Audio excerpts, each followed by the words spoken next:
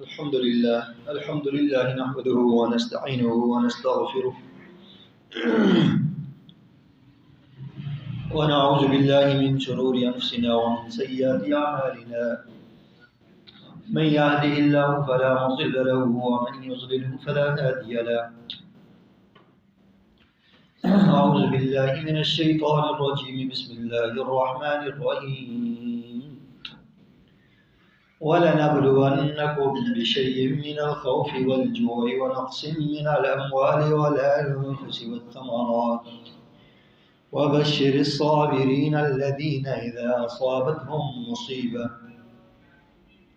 قَالُوا إِنَّا لِلَّهِ وَإِنَّا إِلَيْهِ رَاجِعُونَ وقال الله تبارك وتعالى في مقام آخر أعوذ بالله من الشيطان الرجيم وما أصابكم من مصيبة فبما كسبت أيديكم ويعفو عن كثير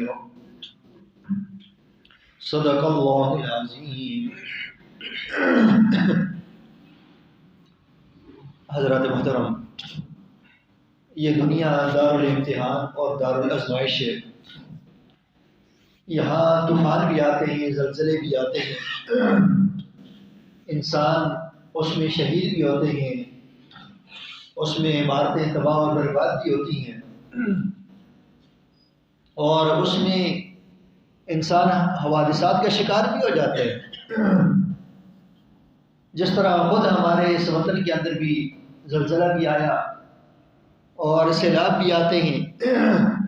دنیا کے اندر بھی زلزلے اور سیلاب آتے ہیں، جس طرح کہ ابھی ترکی اور شام میں ایک شدید قسم کا زلزلہ آیا جس میں ہزاروں لوگ وہ شہادت کے مرتبے پر فائز ہو گئے اور ہزاروں لوگ زخمی ہو گئے، کئی عمارتوں کے ملبے تلے دب گئے، اور اسی طرح کئی حوادثات کا شکار ہو گئے، کئی تنگ دست ہو گئے. تو اب سوال یہ ہے کہ یہ طوفان، یہ مصائب، یہ زلزلے، یہ آفات، یہ بلیات یہ کیوں آتی ہیں؟ تو جب ہم قرآن اور حدیث میں غور و فکر کرتے ہیں تو قرآن اور حدیث سے یہ بات معلوم ہوتی ہے کہ ان طوفانوں کے اور ان زلزلوں کی دو وجوہات ہیں، دو اسباب ہیں. بعض اوقات یہ اللہ تبارک و تعالیٰ کی طرف سے آزمائش ہوتی ہے، امتحان ہوتا ہے، اور بعض اوقات یہ اللہ تبارک و تعالیٰ کی طرف سے ایک قسم کا عذاب بھی ہوتا ہے. تو جو آیت کریمہ میں نے آپ کے سامنے تلاوت کی، اس میں اللہ تبارک و تعالیٰ یہ فرما رہے ہیں کہ وَلَنَبْلُوَنَّكُمْ بِشَيْءٍ مِّنَ الْخَوْفِ وَالْجُوعِ، ہم تمہیں آزمائیں گے. وَلَنَبْلُوَنَّكُمْ بِشَيْءٍ مِّنَ الْخَوْفِ، کچھ خوف دے کر، وَالْجُوعِ اور کچھ بھوک دے کر، کبھی بھوکا رکھ کر، کبھی پیاسا رکھ کر، کبھی خوف کے اندر مبتلا کر کے، وَنَقْصٍ مِّنَ الْأَمْوَالِ وَالْأَنفُسِ، کبھی جو ہے وہ جانوں کے اندر کمی کر کے، کبھی اموال کے اندر کمی کر کے.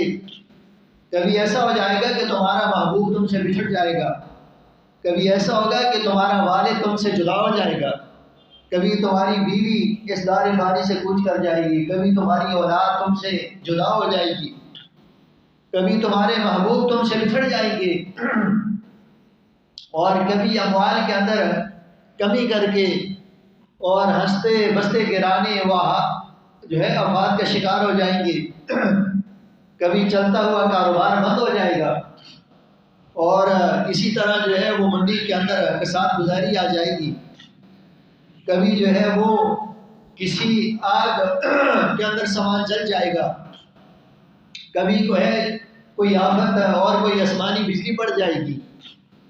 تو فرمایا کہ اس طرح مختلف طریقوں سے ہم تمہیں آزمائیں گے، اور ہم لوگوں کو آزماتے ہیں. اللہ تبارک و تعالیٰ اپنے بندوں کو آزماتا ہے. مِنَ الْأَمْوَالِ وَالْأَنفُسِ وَالثَّمَرَاتِ، پھلوں کے اندر، باغوں کے اندر کمی کر کے باغ تباہ ہو جاتا ہے کبھی، اور کبھی جو ہے وہ فصل اور کھیتی باڑی تباہ ہو جاتی ہے. وَبَشِّرِ الصَّابِرِينَ، لیکن فرمایا ہے کہ ان حالات کے اندر صبر کرنے والوں کو تم بشارت دو. اور یہ ہے کہ جب ان کو کوئی آفت، کوئی مصیبت پہنچتی ہے تو وہ اللہ تبارک و تعالیٰ کی طرف رجوع کرتے ہیں. تو اس آیت کریمہ سے یہ بات معلوم ہوگی کہ کبھی تو یہ اللہ تبارک و تعالیٰ کی طرف سے آزمائش ہوتی ہے، کبھی آفات ہوتی ہے، یہ آفات جو ہے یہ آزمائش ہوتی ہے، امتحان ہوتا ہے کبھی، اور کبھی جو ہے یہ گناہوں کی، انسان کے گناہوں کی سزا بھی ہوتی ہے۔ اس کو بھی اللہ تعالیٰ نے بے شمار مقامات پر بیان فرمایا۔ ایک مقام پر فرمایا کہ ظہر الفساد فی البر والبحر، کہ خشکی اور تری کے اندر فساد ظاہر ہو چکا ہے، خشکی اور تری یہ فساد سے بھر گئے ہیں، ان کے اندر قتل و غارتگری پھیل چکی ہے، ان کے اندر تباہی اور بربادی پھیل چکی ہے۔ ظہر الفساد فی البر والبحر بما کسبت ایدی الناس، یہ کیوں؟ یہ اس لیے کہ یہ لوگوں کی بدعمالیوں کی سزا ہے، لوگوں کی بدعمالیوں کا نتیجہ ہے۔ ایک اور مقام پر فرمایا وَمَا أَصَابَكُم مِّن مُّصِيبَةٍ فَبِمَا كَسَبَتْ أَيْدِيكُمْ وَيَعْفُو عَن كَثِيرٍ۔ یاد رکھو کہ اس کائنات کے اندر تمہیں کوئی بھی مصیبت آتی ہے، حتیٰ کہ تمہارے پاؤں کے اندر کانٹا بھی چبھتا ہے، کوئی تکلیف آتی ہے، کوئی اذیت آتی ہے، وَمَا أَصَابَكُم مِّن مُّصِيبَةٍ فَبِمَا كَسَبَتْ أَيْدِيكُمْ، یہ تمہارے ہاتھوں کی کمائی ہے، یہ تمہاری بدعمالیوں کا نتیجہ ہے۔ یہ جب اللہ تبارک و تعالیٰ اکا دکا افراد کو، یا جب لوگ تھوڑی تعداد کے اندر کوئی گناہ کر رہے ہوں تو اللہ تعالیٰ ان کی گرفت نہیں کرتا، لیکن جب بحیثیت مجموعی قوم گناہوں کے اندر مبتلا ہو جائے اور بحیثیت مجموعی لوگ اللہ تبارک و تعالیٰ کی نافرمانی کے اندر مبتلا ہو جائے تو پھر اللہ تبارک و تعالیٰ کی طرف سے ایک فتنہ آتا ہے، آزمائش آتی ہے۔ پھر اس آزمائش کے اندر، اس فتنے کے اندر، اس عذاب کے اندر وہ عذاب ہر ایک کو پہنچتا ہے۔ اسی بات کو فرمایا کہ وَاتَّقُوا فِتْنَةً لَا تُصِيبَنَّ الَّذِينَ ظَلَمُوا مِنكُمْ خَاصَّةً وَاعْلَمُوا أَنَّ اللَّهَ شَدِيدُ الْعِقَابِ۔ فرمایا کہ اس آزمائش سے بچو، وَاتَّقُوا فِتْنَةً لَا تُصِيبَنَّ الَّذِينَ ظَلَمُوا مِنكُمْ خَاصَّةً، کہ جو تم میں سے صرف خاص لوگوں کو نہیں پہنچے گا۔ پھر جب وہ عذاب آئے گا، جس طرح سیلاب آتا ہے تو پھر نیک اور بد کے گھروں کو نہیں دیکھا جاتا، پھر عالم اور جاہل کے گھروں کو نہیں دیکھا جاتا، پھر عبادت گزار اور فاسق اور فاجر کے گھروں کو نہیں دیکھتا ہے وہ سیلاب، ہر ایک کو وہ خس و خاشاک کی طرح بہا کے رہ جاتے ہیں۔ جب زلزلہ آتا ہے تو پھر عمارتوں کے اندر فرق نہیں ہوتا، پھر جو ہے وہ مضبوط سے مضبوط عمارتیں وہ ریت کی دیوار ثابت ہوتی ہیں، اور پھر وہ پانی کے بلبلے ثابت ہوتے ہیں، مضبوط سے مضبوط وہ ریت کی دیواریں ثابت ہوتی ہیں، پھر وہ خزاں کے پتوں کی طرح وہ عمارتیں وہ جڑ جاتی ہیں، وہ زمین بوس ہو جاتی ہیں، پھر اور بڑے بڑے ٹاور جو ہے وہ زمین بوس ہو جاتے ہیں۔ تو پھر اس گھروں کے اندر فرق نہیں کیا جاتا۔ وَاتَّقُوا فِتْنَةً لَا تُصِيبَنَّ الَّذِينَ ظَلَمُوا مِنكُمْ خَاصَّةً وَاعْلَمُوا أَنَّ اللَّهَ شَدِيدُ الْعِقَابِ، اور یاد رکھو کہ اللہ تبارک و تعالیٰ کا عذاب بھی بڑا سخت ہے۔ تو ان آیات سے یہ بات معلوم ہوگی کہ کبھی تو یہ جو زلزلے ہوتے ہیں، سیلاب ہوتے ہیں، یہ انسان کا امتحان ہوتا ہے، انسان کے لیے آزمائش ہوتی ہے، اور کبھی جو ہے یہ انسان کے لیے عذاب ہوتا ہے، انسان کے گناہوں کی یہ سزا ہوتی ہے۔ اب سوال یہ ہے کہ یہ کیسے معلوم ہوگا، یہ کیسے معلوم ہوگا کہ یہ انسان کے لیے امتحان ہے اور یہ انسان کے لیے اس کے گناہوں کی سزا ہے؟ تو اس کی کئی قسم کی علامات ہیں، اس کی ایک علامت تو یہ بیان کی گئی اور یہ ہمیں معلوم ہوتی ہے کہ انبیاء پر اگر کوئی مصائب آتے ہیں، مشکلات آتی ہیں، تو وہ ان کے لیے آزمائش ہوتی ہے، وہ گناہوں کی سزا نہیں ہوتی ہے، اس لیے کہ جو انبیاء ہوتے ہیں وہ معصوم ہوتے ہیں، ان سے کسی قسم کا گناہ سرزد نہیں ہوتا۔ تو انبیاء پر اگر کوئی مصیبت آ گئی، کوئی آفت آ گئی، کوئی کسی حادثے کا شکار ہو گئی وہ شخصیت، تو یہ اللہ تبارک و تعالیٰ کی طرف سے ان کے لیے ایک آزمائش ہوتی ہے۔ اس طرح اگر نیک لوگوں پر آ جائے کوئی تو یہ بھی ان کے لیے آزمائش ہوتی ہے، لیکن اگر کافروں پر کوئی عذاب آ جائے اور اسی طرح بدکار لوگوں پر کوئی عذاب آ جائے، کوئی مصیبت آ جائے، تو یہ ان کے گناہوں کی کیا ہوتی ہے؟ یہ سزا ہوتی ہے۔ تو لہذا یہ ہر وقت ہم اس کو عذاب بھی نہیں کہہ سکتے اور ہر وقت ہم اس کو آزمائش بھی نہیں کہہ سکتے، یہ اللہ تبارک و تعالیٰ ہی جانتا ہے۔ البتہ شخصیات کے اعتبار سے ہم اس کے درمیان فرق کر سکتے ہیں۔ تو جس طرح کہ انبیاء حضرت یونس علیہ السلام وہ مچھلی کے پیٹ کے اندر چلے گئے، ان کے لیے کیا تھی؟ ان کے لیے یہ ایک آزمائش تھی، اللہ تبارک و تعالیٰ کی طرف سے آزمائش تھی۔ کوئی گناہوں کی سزا نہیں تھی۔ حضرت ایوب علیہ السلام بیماری کے اندر مبتلا ہو گئے اور 18 سال تک بیمار رہے، جسم کے اندر کہتے ہیں کہ وہ کیڑے بھی پڑ گئے، وہ بیمار ہو گئے، ان کے مال و دولت، ان کے آل و عیال سب نے اس کو چھوڑ دیا سوائے ایک رفیق حیات کے۔ تو یہ ان کے لیے کیا تھی؟ یہ ان کے لیے ایک آزمائش تھی، اس لیے کہ وہ گناہ گار تو نہیں تھے، انہوں نے کوئی گناہ تو نہیں کیا۔ اس طرح جو ہے وہ نبی اکرم صلی اللہ علیہ وسلم کتنے مصائب آئے، کتنی مشکلات آئی، تو یہ نعوذ باللہ ایسا نہیں ہے کہ آپ علیہ السلام نے کوئی گناہ کیا۔ آپ علیہ السلام تو معصوم تھے، اللہ تعالیٰ نے اگلے پچھلے سارے گناہ معاف کر دیے تھے۔ اِنَّا فَتَحْنَا لَكَ فَتْحًا مُبِينًا لِيَغْفِرَ لَكَ اللَّهُ مَا تَقَدَّمَ مِن ذَنبِكَ وَمَا تَأَخَّرَ۔ فرمایا کہ اللہ تعالیٰ نے آپ کے اگلے پچھلے سارے گناہ معاف کو فرما دیے ہیں۔ تو یہ آپ علیہ السلام کے لیے کیا تھی؟ یہ آپ علیہ السلام کے لیے ایک آزمائش تھی۔ اس طرح کئی اور انبیاء وہ حوادثات کے شکار ہوئے ہیں، ان پر آزمائشیں آئی ہیں، ان کو جیلوں کے اندر ڈالا گیا، ان کو قید کیا گیا، ان کے جسموں کو جو ہے وہ آروں سے چیرا گیا، ان کے جسموں پر لوہے کی کنگیاں پھیری گئیں، ان کے جسموں کو کاٹا گیا۔ فریقاً تقتلون وتأسرون فریقا۔ تو یہ ان کے لیے کیا تھی؟ یہ ان کے لیے تھی، یہ ایک آزمائش تھی۔ اسی طرح کبھی یہ انسان کے گناہوں کی کافروں پر کوئی آ جائے تو کافروں کے لیے یہ کیا ہوتا ہے؟ یہ ایک قسم کا عذاب ہوتا ہے۔ فرعون کے لیے کیا تھا؟ یہ عذاب تھا۔ نمرود کے لیے کیا تھا؟ نمرود کے لیے عذاب تھا وہ۔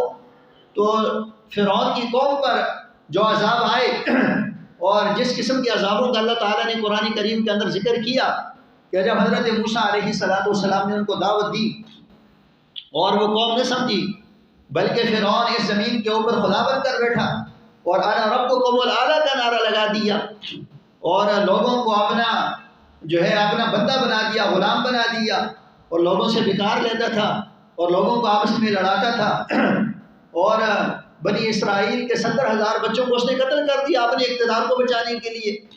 تو دنیا کے اندر حکمران بڑے خوفزدہ ہوتے ہیں اور اپنے اقتدار کو بچانے کے لیے معصوم لوگوں کا خون بھی بہانے سے دریغ نہیں کرتے۔ کسی بے گناہ انسان کا اور اس کا خون بہانے سے وہ دریغ نہیں کرتے، ان کو جیلوں کے اندر ڈالا جاتا ہے، ان کو سلاخوں کے پیچھے پھینکا جاتا ہے، کیونکہ ان کو وہ انسانیت سے زیادہ اپنا اقتدار عزیز ہوتا ہے۔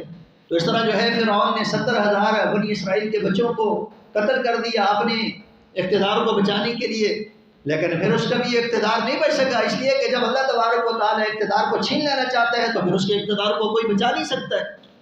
اور وہی بچہ کہ جس کے خوف سے اور جس سے خوف زدہ تھا فرعون، اسی بچے کے ہاتھوں اللہ تبارک و تعالیٰ نے اس کے اقتدار کا خاتمہ کر دیا، اور پھر اس کی قوم کو اللہ تعالیٰ نے کئی قسم کے عذابوں کے اندر مبتلا کیا جب انہوں نے نہیں مانا، جس کا ذکر اللہ تبارک و تعالیٰ نے قرآن کریم کے اندر کیا ہے۔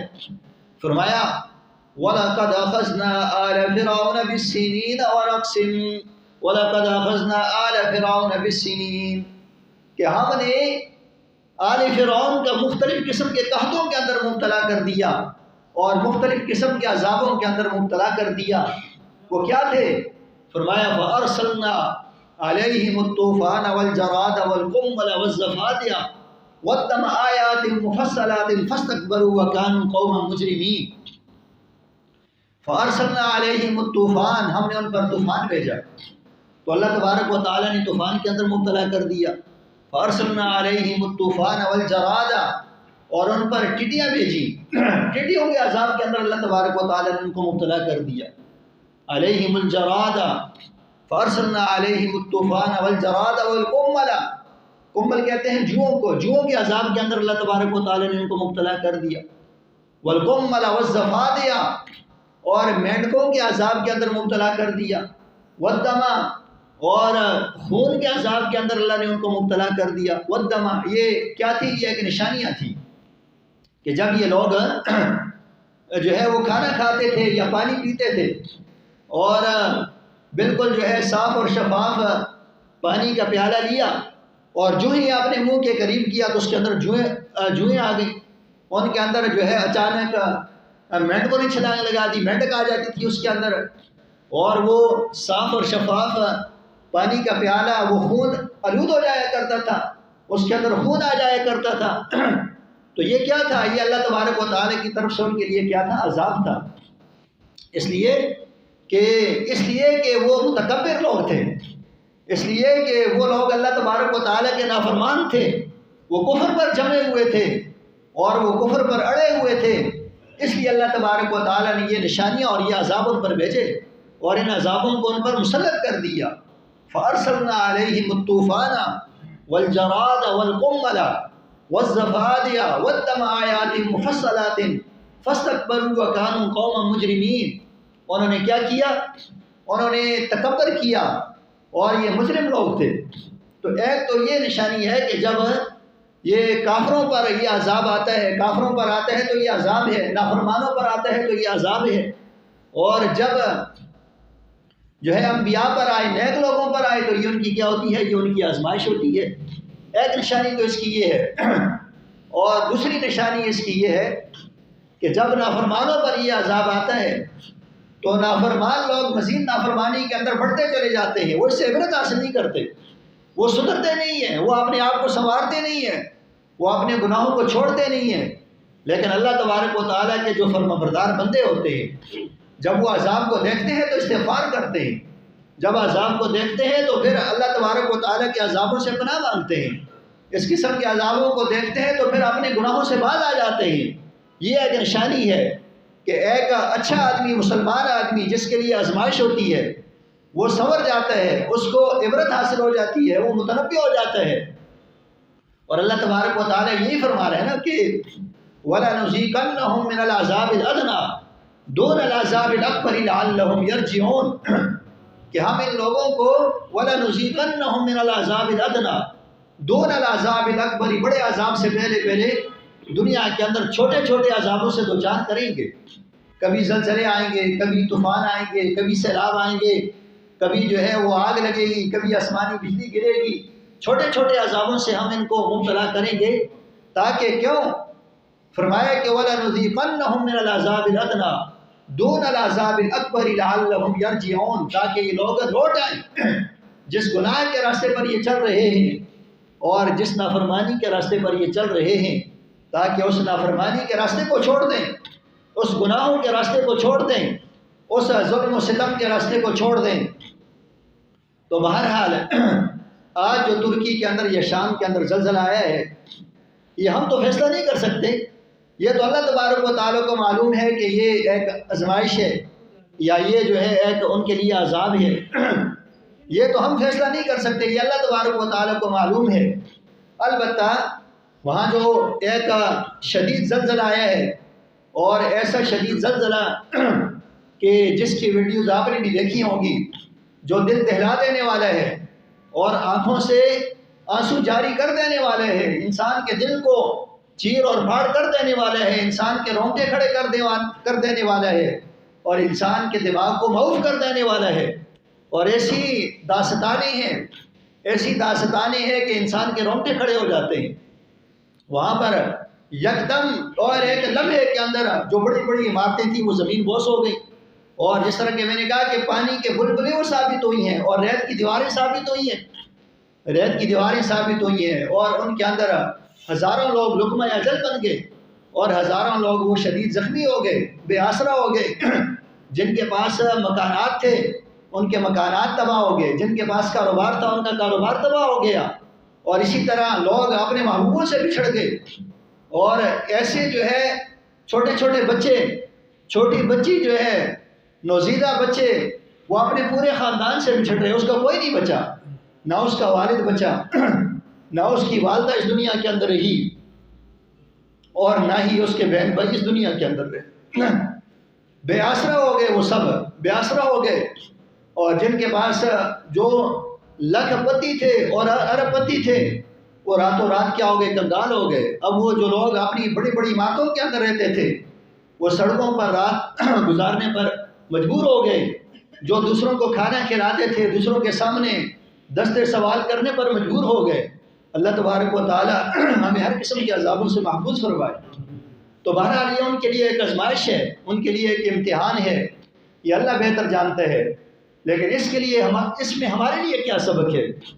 اس میں ہمارے لیے یہ سبق ہے کہ ہم اللہ تبارک و تعالیٰ کی طرف سے امتحانوں کے آنے سے پہلے اپنی اصلاح کریں، اپنے آپ کو درست کریں، فرمانبرداری کے راستے پر قائم رہیں۔ جب بھی ہماری موت آئے تو فرمانبرداری کی حالت کے اندر آئے۔ اللہ تعالیٰ فرماتے ہیں وَلَا تَمُوتُنَّ إِلَّا وَأَنْتُمْ مُسْلِمُونَ، تمہاری موت نہ آئے مگر فرمانبرداری کی حالت کے اندر آئے۔ ہر وقت تم فرمانبرداری کے راستے پر قائم رہو۔ اور اللہ تبارک و تعالیٰ نے ہمیں یہ جو وقت عطا کیا ہے، اللہ تعالیٰ نے ہمیں زندگی کی سانسیں عطا کی ہوئی ہیں۔ یہ کبھی بھی زندگی کی سانسیں ختم ہو سکتی ہیں اور زندگی کی شام کبھی بھی ہو سکتی ہے۔ اس لیے اللہ تعالیٰ نے ہمیں جو وقت عطا کیا ہے ہم اس کو غنیمت سمجھیں اور اس کی قدر و قیمت کریں اور اس کی قدر کو سمجھیں، اور جس مقصد کے لیے اللہ تبارک و تعالیٰ نے ہمیں یہ زندگی دی ہے ہم اس مقصد کے اندر اس کو صرف کریں۔ جیسے کہ نبی اکرم صلی اللہ علیہ وسلم نے کیا فرمایا؟ فرمایا کہ اغتنم خمسا قبل خمس، کہ لوگوں تم 5 چیزوں کو غنیمت سمجھو 5 چیزوں کے آنے سے پہلے۔ اغتنم خمسا قبل خمس شبابک قبل حرامک، اپنے بڑھاپے کے آنے سے پہلے اپنی جوانی کو غنیمت سمجھو۔ واغنیاک قبل فقرک، اور اپنی جو ہے وہ غنا کو، امیری کو، فقیری کے آنے سے پہلے، تندرستی کے آنے سے پہلے اپنی امیری کو غنیمت سمجھو اور اللہ تبارک و تعالیٰ کے راستے میں خرچ کرو اس میں سے۔ وفراغک قبل شغلک، اپنی مصروفیات سے پہلے اپنے فراغت کے لمحات کو ضائع نہ کرو اور اس کو غنیمت سمجھو۔ وصحتک قبل سقمک، فرمایا کہ اپنی بیماری کے آنے سے پہلے اپنی صحت کو غنیمت سمجھو۔ اور اسی طرح وحیاتک قبل موتک، اور موت کے آنے سے پہلے اپنی زندگی کو کیا سمجھو؟ غنیمت سمجھو۔ اس لیے کہ وقت بدلتے ہوئے دیر نہیں لگتی اور لمحات بدلتے ہوئے کچھ دیر نہیں لگتی، انسان کے حالات بدلتے ہوئے دیر نہیں لگتی۔ انسان ٹھیک ٹھاک ہوتا ہے، صحت مند ہوتا ہے، لیکن چلتے چلتے اچانک اس کا پاؤں پھسل جاتا ہے، چلتے چلتے حادثہ پیش آ جاتا ہے، گاڑی کی ٹکر ہو جاتی ہے اور موٹر سائیکل سے انسان گر جاتا ہے اور صاحب فراش بن جاتا ہے۔ اسی طرح جو ہے وہ انسان کے پاس دولت ہے لیکن اچانک کوئی آفت آ جاتی ہے، کوئی مصیبت آ جاتی ہے، کسی مصیبت کا انسان شکار ہو جاتا ہے اور پھر اس کے پاس کچھ بھی نہیں رہتا۔ تو لہٰذا اللہ تعالیٰ نے جو ہمیں نعمتیں عطا کی ہیں، چاہے وہ عہدے اور منصب کی صورت کے اندر ہو، چاہے وہ مال و دولت کی صورت کے اندر ہو، چاہے وہ کسی اور یہ صورت کے اندر ہو، ہم اس کو بندوں پر ظلم کے لیے ہم اس کو استعمال نہ کریں، کسی کو دبانے کے لیے ہم اس کو استعمال نہ کریں، انسانیت کو نقصان پہنچانے کے لیے ہم اس کو استعمال نہ کریں، بلکہ انسانوں کو فائدہ دینے کے لیے ہم اس کو استعمال کریں۔ اور اس کی وجہ سے ہم کسی پر ظلم نہ کریں، کسی پر جو ہے وہ کسی پر معاشرتی ظلم نہ کریں، کسی پر معاشی ظلم نہ کریں، اس لیے کہ تاکہ جب ہم اس دنیا سے جائیں تو کم از کم کوئی تو ہمارے لیے دعا کرنے والا ہو، کوئی تو ہمارے لیے ہاتھ اٹھانے والا ہو، کوئی تو ہمیں اچھے لفظوں سے یاد کرنے والا ہو۔ اور جو ہے انسان جب اچھا انسان جاتا ہے پھر تو اس کی وجہ سے سب لوگ اس کو یاد کرتے ہیں، اس کے عزیز و قارب اس کو یاد کرتے ہیں، اس کے بچے اس کو یاد کرتے ہیں، اس کے جو ہے محلے دار اور دوست و احباب سب اس کو یاد کرتے ہیں، بلکہ کائنات اس کے جانے پر غمزدہ ہو جاتی ہے۔ اور جب انسان برا انسان یہاں سے جاتا ہے تو ساری کائنات خوش ہو جاتی ہے، لوگ خوش ہو جاتے ہیں اور جو ہے وہ سارے لوگ خوش ہو جاتے ہیں اور اسی طرح جو ہے وہ ساری مخلوق خوش ہو جاتی ہے اور پھر کائنات بھی خوش ہوتی ہے۔ جس طرح کہ فرعون کے بارے میں کہا نا، فرعون سمجھتا تھا کہ میں جاؤں گا تو یہ زمین اور آسمان مجھ پر روئیں گے اور یہ غم زدہ ہو جائیں گے، افسردہ ہو جائیں گے۔ تو اللہ تعالیٰ نے قرآن کریم میں کیا کہا؟ فرمایا کہ نہیں، فما بکت علیہم السماء والارض وما كانوا منظرین، اس کے جانے پر نہ تو آسمان رویا اور نہ ہی زمین روئی اور نہ اس کو مہلت دی گئی۔ تو اچھے انسان کے جانے پر آسمان بھی روتا ہے، اس کے جانے پر جو ہے کائنات کی ہر چیز افسردہ ہو جاتی ہے، انسان کی ہر چیز جو ہے وہ پریشان ہو جاتی ہے، لیکن فما بکت علیہم السماء والارض وما كانوا منظرین۔ تو یہ بات یاد رکھیں کہ اللہ تعالیٰ نے جو نعمتیں عطا کی ہیں، یہ نہیں ہے کہ ہم ان نعمتوں کی وجہ سے سرکشی اختیار کریں۔ انسان اکثر اپنے عہدے اور منصب کی وجہ سے سرکش بن جاتا ہے، انسان مال و دولت کی وجہ سے سرکش بن جاتا ہے، اور یہ چیزیں انسان کو فتنے کے اندر مبتلا کر دیتی ہیں، اور انسان سمجھتا ہے کہ یہ میرا اقتدار ہمیشہ ہمیشہ کے لیے رہے گا، یہ میرا عہدہ اور منصب ہمیشہ ہمیشہ کے لیے رہے گا۔ لیکن اللہ تبارک و تعالیٰ تو اس کو بھی ختم کر دیتا ہے، اور پھر انسان کے پاس یہ چیزیں ہمیشہ ہمیشہ رہنے کے لیے نہیں ہیں۔ اللہ تعالیٰ نے جو ہے وہ عرب کے اندر ولید بن مغیرہ کو مال و دولت سے نوازا تھا، اور بڑے جو ہے ہٹے کٹے اور بڑے ڈیل و ڈول والے اس کے بیٹے تھے، اس کو جوان بیٹوں سے نوازا تھا، لیکن اس نے نبی اکرم صلی اللہ علیہ وسلم کی مخالفت کی، تو اللہ تبارک و تعالیٰ اس کو متنبہ کر رہا ہے کہ تمہیں تو چاہیے تھا کہ تم دوسروں سے آگے بڑھ کر نبی اکرم صلی اللہ علیہ وسلم کی اطاعت کرتے، تم آپ علیہ السلام پر ایمان لے کر آتے، تم دین اسلام کی خدمت کرتے، تم لوگوں کی خدمت کرتے۔ اللہ تعالیٰ نے صورت مدثر کے اندر بیان کر دیا اور فرمایا کہ کیا وہ آدمی وَلَا تَمْنُنْ تَسْتَكْثِرْ وَلِرَبِّكَ فَاصْبِرْ فَإِذَا نُقِرَ فِي النَّاقُورِ فَذَلِكَ يَوْمَئِذٍ يَوْمٌ عَسِيرٌ عَلَى الْكَافِرِينَ غَيْرُ يَسِيرٌ ذَرْنِي وَمَنْ خَلَقْتُ وَحِيدًا، چھوڑو مجھے اور جس کو میں نے پیدا کیا اکیلا مجھے چھوڑ دو، مجھے اور اس کو چھوڑ دو میدان کے اندر۔ یہ کہتے ہیں کہ میں اللہ کا مقابلہ بھی کر سکتا ہوں، یہ کہتے ہیں کہ میں فرشتوں کا مقابلہ بھی کر سکتا ہوں، اور اتنا یہ بڑا بن گیا ہے یعنی یہ میرے مقابلے کے اندر اللہ تعالیٰ فرماتے ہیں کہ میرے مقابلے کے اندر آ گیا یہ۔ ذرنی ومن خلقت وحیدا وجعلت له مالا ممدودا، میں نے تو اس کو بڑا وسیع مال اور وسیع مال و دولت عطا کر دیا ہے۔ وجعلت له مالا ممدودا وبنین شہودا، اور ہم نے اس کو بیٹے عطا کر دیے ہیں، ایسے بیٹے جو ہر وقت اس کے سامنے حاضر باش رہتے ہیں، ہر وقت اس کی خدمت کے اندر رہتے ہیں۔ فرمایا کہ وجعلت له مالا ممدودا وبنین شہودا، اور اسی طرح ومہدت له تمہیدا، میں نے اس کو اچھا گھر دیا ہے، اس کو اچھا بچھونا عطا کر دیا ہے، لیکن اس کے باوجود بھی اللہ تبارک و تعالیٰ کے مقابلے کے اندر آ گیا، اور اس کو تو چاہیے تھا کہ یہ سب سے آگے بڑھ کر اسلام قبول کرتا اور سب سے آگے بڑھ کر ایمان لے کر آتا، تو بہرحال لیکن یہ نہیں لے کر آیا، یہ اس کی اپنی بدقسمتی ہے۔ آج اگر یہ عذابوں سے بچ گیا ہے تو عذاب دنیا کے اندر بھی آ جاتے ہیں اور پھر آخرت کے اندر بھی آ سکتا ہے۔ تو جس طرح یہ زلزلے آتے ہیں یہاں دنیا کے اندر اور یہ عمارتیں منہدم ہو جاتی ہیں، زمین بوس ہو جاتی ہیں، اللہ تعالیٰ نے اسی طرح قیامت کا ذکر بھی فرمایا، اور فرمایا کہ اس دن بھی ایک شدید قسم کا زلزلہ ہوگا۔ فرمایا کہ اذا زلزلت الارض زلزالها، جب وہ دن آئے گا کہ جب اس زمین کو جھنجھوڑا جائے گا۔